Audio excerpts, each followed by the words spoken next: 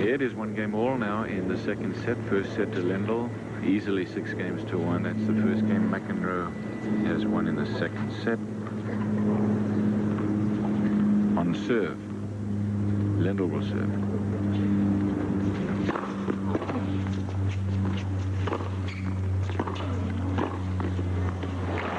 Lendl serve with new ball, so that means at 1-all he went over and changed rackets.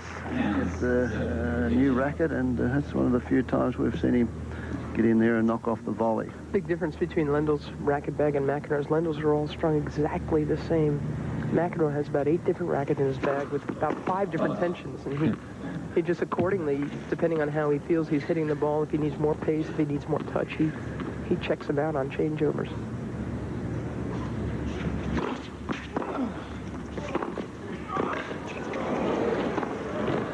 You know, I got into a tennis theory discussion with John McEnroe one night last week. The topic was, how do you return against a guy like Lendl or like Steffi Graf, who has a huge serve and stays back? It's very difficult, because if you hit back really hard, then you're out of position on the court. You've given away a lot of court. If you hit back, if you chip or hit softly, then because they haven't come to net, they give themselves plenty of time to rip a winner. It's very, very difficult. That it's interesting to look at that from the returner's standpoint. It is equally interesting to look at that from the servers and to say, why do you need to serve and volley if you have a big enough first serve? Yeah, this Lendl Graf, it's really a whole new concept, sort of.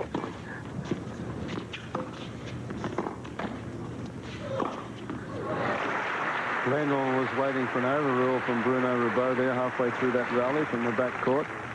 Says you overrule one up there, why not this one?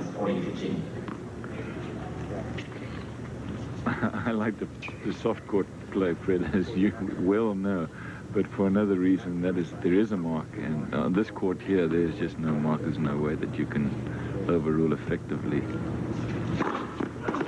Game point.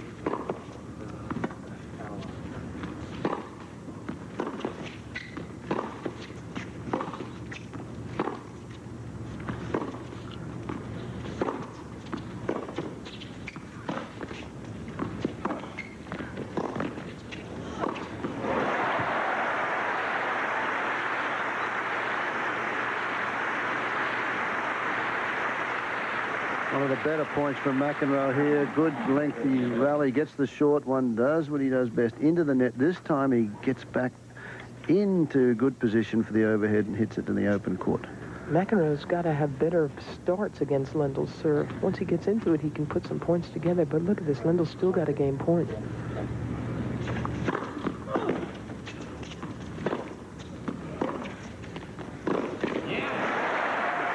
Brought it back. 3 in a row for McEnroe at a deuce. That net approach statistic, by the way, was interesting. Couple of things to note. That is that, of course, Lendl, by the time he gets to the net, he's got the .1 anyway. Doesn't mean because he's winning 100% that he should be coming in any more. 17 of 34 for McEnroe. That's low for him. Deuce.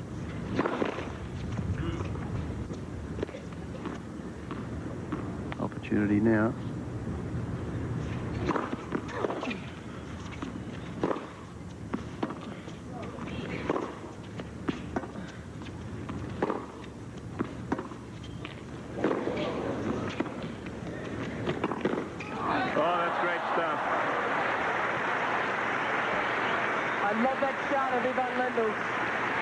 We saw Jay Berger hit an entirely different cross-court backhand winner against John McEnroe last week in Indianapolis. He comes over it, but Lendl, he's got this shot where he's stretched and he can just slide it over and find that mark. That's one of my favorite shots in Lendl's game. Did you see how much territory he had to cover to get to it as well? Game point again.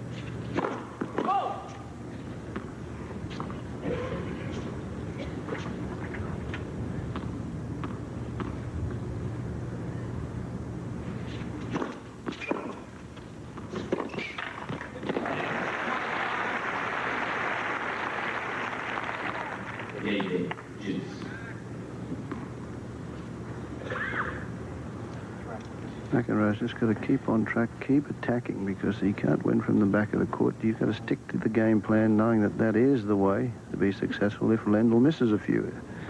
If he keeps making the shots, you can't do anything about it. But he's only got to get a little bit shaky, and McEnroe's right back in it. Missed a few first serves in this game.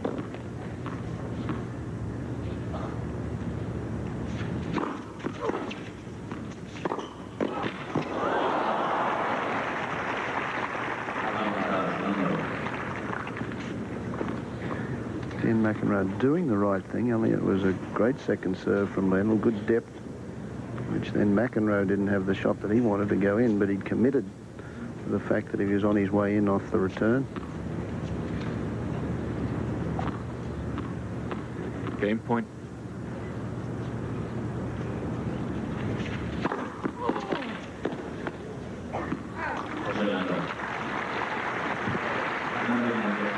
One set and 2-1 on serve, second set for Lendl.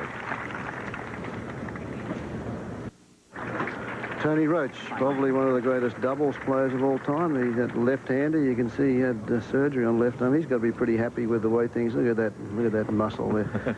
And they part of the handsome 8 with Cliff Drysdale. It became known as the handsome 7 plus Roach at one stage. But talking about doubles, we get surprise finalists. Beckman and Cannon, Charles Beckman and Shelby Cannon against Kelly Everton and Todd Witskin. That's an interesting one. Roach used to play, of course, with the great and glorious John Newcomb, who used to be on him in singles mostly, but they made up a great doubles team.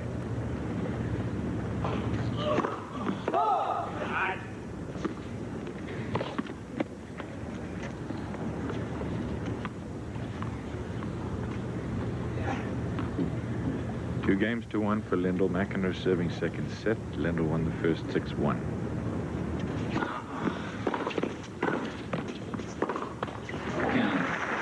Talking about doubles, too, one of the major sponsors of this event up here are Molson, and down in the United States they have the Molson's Doubles Classic. It's being played in 700 clubs throughout the United States, and the regional winners of that event get invited to the Lipton next year in March down to Key Biscayne. So if you're a tough doubles team in the club level, check it out in your city and see if you can get a all expenses paid trip down to the Lipton.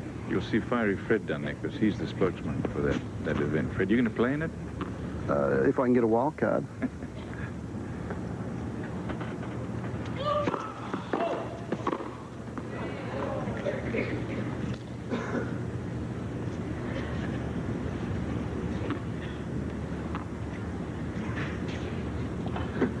Love.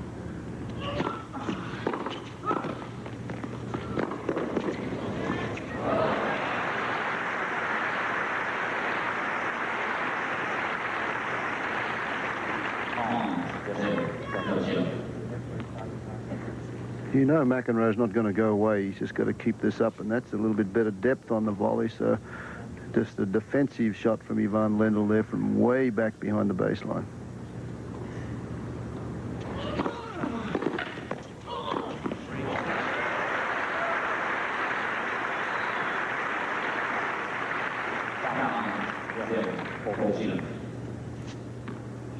Back to the net as he gets that shoulder rotation in the serve, the determination, and look at this, goes forward. That's the secret to that. When that ball is high, don't wait for it to come to you. Go in, attack it.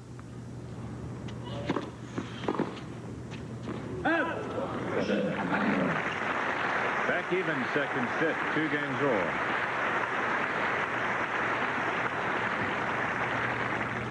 all.